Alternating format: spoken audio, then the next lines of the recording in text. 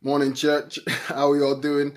I was reflecting on Sunday's message, delivered by Pastor Simon, which was very deep and very well delivered, in terms of our responses to injustice. And, Simon talked about lamenting, he talked about learning, he talked about listening, he talked about loving, he talked about remembering. And it dawned on me, as I was reflecting this morning, that there's a place for searching as well.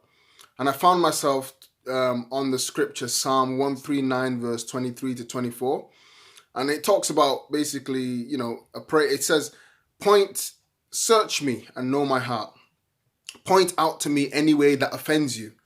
And it dawned on me that, as human beings, we sometimes have subconscious thoughts. We sometimes have subconscious thoughts that influence our actions without us even knowing.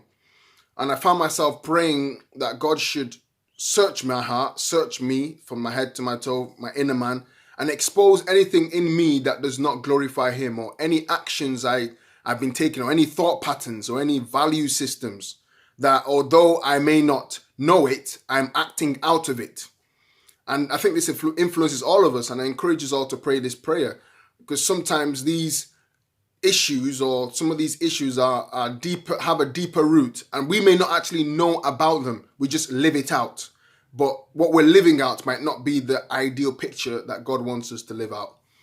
I hope this made sense. I'm just praying through, and I think it's a very powerful prayer for us all to pray. Search my heart, Lord. If there's anything in me that does not glorify you, any part of my life, any part of my actions, my thinkings that offends you, cleanse me from it, Lord, and lead me in the path of everlasting life. In Jesus' name, amen. Have a great day.